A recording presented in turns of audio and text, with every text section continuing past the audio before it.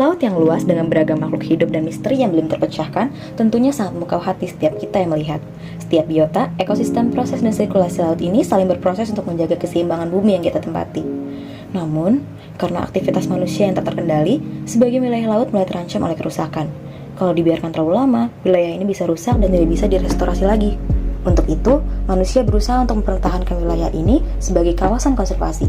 Wilayah dilindungi ini dikenal dengan istilah MPA.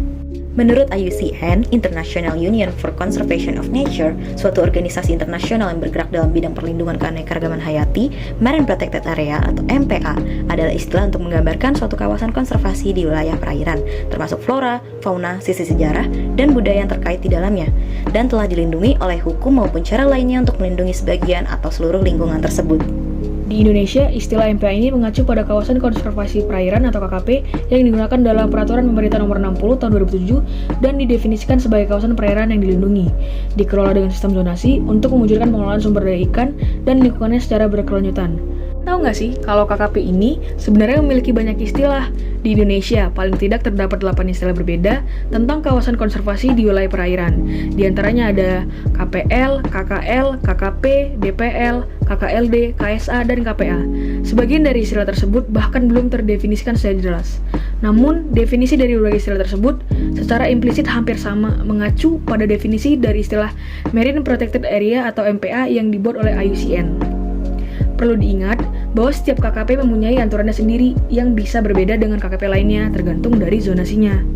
Melalui Undang-Undang Nomor 32 Tahun 2004, Pasal 18 Ayat 3, pemerintah daerah di Indonesia mendapat mandat dan bertanggung jawab dalam pengelolaan kawasan konservasi perairan. Dengan tujuan untuk pengelolaan perikanan berkelanjutan, pemerintah memberlakukan Undang-Undang Nomor 31 Tahun 2004 tentang perikanan sebagai pembaruan dari ketentuan sebelumnya, Undang-Undang Nomor 9 Tahun 1985. Fakta uniknya, kawasan KKP sebenarnya sudah terbentuk secara alami saat teknologi belum secanggih sekarang. Namun, seiring perkembangan teknologi dan pertumbuhan populasi, KKP alami ini jadi semakin berkurang jumlah dan luasnya. Sebaliknya, daerah tangkapan semakin meluas, kemampuan restorasi semakin menurun, dan penangkapan ikan berlebihan semakin sering terjadi. Dalam situasi di mana sumber daya alam laut menjadi semakin langka, namun pada saat yang sama tekanan untuk memanfaatkannya terus meningkat. Perlindungan kawasan merupakan respon yang harus dilakukan dengan segera. Ada 5 ketentuan dasar yang membedakan kategori KKP. Berdasarkan ketentuan tersebut, penamaan masing-masing kategori kawasan konservasi dibagi menjadi kategori 1A, Strict Nature Reserve, kategori 1B, Wilderness Area, kategori 2, National Park, kategori 3, Natural Monument or Features, kategori 4, Habitat or Species Management Area, kategori 5, Protected Landscape or Seascape, kategori 6, Protected Area with Sustainable Use of Natural Resources, kategori 7, Anthropological Reserve, yang kategori 8, Multiple Use Management Area, kategori 9, Biosphere Reserve, dan yang terakhir, kategori 10 adalah World Heritage Site atau Natural. Melalui kuliah lapangan yang kami lakukan pada tanggal 12-13 November lalu, kami menganalisis bagaimana kondisi MPA yang ada di Pulau Panjang. Perairan Pulau Panjang termasuk ke dalam perairan yang terdapat banyak aktivitas manusia, mulai dari budidaya perikanan, industri, hingga kegiatan wisata. Perairan ini termasuk ke dalam perairan laut dangkal sehingga ekosistem di dalamnya termasuk ekosistem yang memiliki keanekaragaman sumber daya hayati yang tinggi. Laut dangkal perairan Pulau Panjang memiliki ekosistem terumbu karang pada dasarnya. Secara umum, kondisi ekosistem terumbu karang di perairan Pulau Panjang tergolong ke dalam kategori sedang karena sekitar 50% dasar perairan dipenuhi oleh terumbu karang hidup. Sebagian besar terumbu karang berada dalam kondisi baik yang dibuktikan dengan uji kesehatan karang menggunakan Coral Watch atau Coral Health Chart. Berdasarkan hasil kuliah lapangan, warna terumbu karang yang berada di perairan Pulau Panjang bervariasi, mulai dari hijau tua, coklat, dan merah kecoklatan.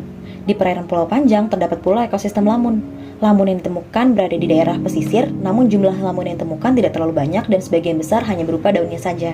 Hal ini dikarenakan kami tidak mengobservasi ekosistem lamun ini cukup jauh, serta keadaan perairan yang cukup keruh akibat campuran pasir. Kondisi perairan pesisir yang keruh dan mixing tersebut juga mengakibatkan kami tidak bisa secara penuh mengobservasi bentos yang berada di pesisir.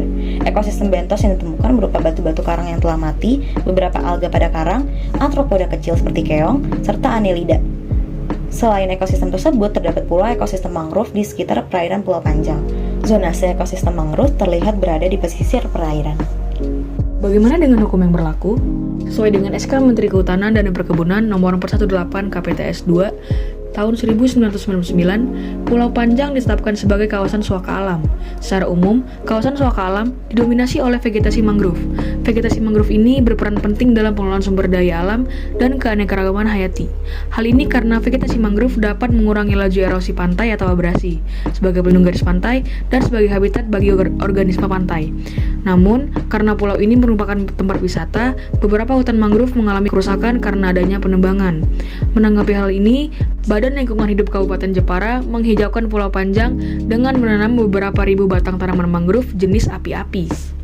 Beberapa kegiatan sebagai upaya konservasi kawasan Pulau Panjang sudah dilakukan. Kegiatan tersebut bertujuan untuk pemerintah dan masyarakat dapat bersama-sama untuk melindungi ekosistem terumbu karang, vegetasi pantai, dan padang lamun dari ancaman pemanfaatan keanekaragaman hayati yang merusak. Beberapa kegiatan tersebut adalah pelatihan selam scuba kepada masyarakat dalam pengelolaan terumbu karang buatan Artificial Patch Reef atau APR. Kemudian pelatihan restocking ranjungan yang diikuti oleh para nelayan, aksi bersih-bersih pantai, coastal clean up yang diikuti ratusan masyarakat, penanaman cemara laut, pembuatan keramba untuk pemijahan ranjungan, serta penebaran telur ranjungan setiap musim pemijahan. Lalu, apa yang bisa kita lakukan? Mungkin kita tidak bisa langsung melakukan hal besar seperti yang pemerintah lakukan. Beberapa usaha konservasi yang dapat kita lakukan diantaranya usaha konservasi penanaman kembali pohon mangrove serta budidaya kecil-kecilan untuk ekosistem terumbu karang. Kondisi ekosistem padang lamun di Pulau Panjang termasuk dalam kategori rusak. Upaya yang dapat kita lakukan adalah mencoba melakukan penanaman atau transplantasi di salah satu lokasi perairan Pulau Panjang yang tidak ada keberadaan lamunnya.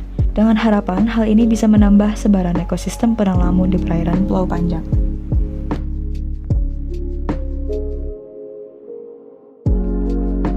Usaha yang kita lakukan untuk kelestarian alam, entah besar atau kecil, niscaya akan membawa dampak untuk bumi ini. Seperti kata Presiden Jokowi, di laut tersimpan harapan, di laut tersimpan kejayaan. Namun tentu, entah seberapa dalam quotes yang kita dengar, hal itu tidak akan berarti apa-apa tanpa tindakan nyata. Sekian dari kami, Jalsefa Jaya Mahe.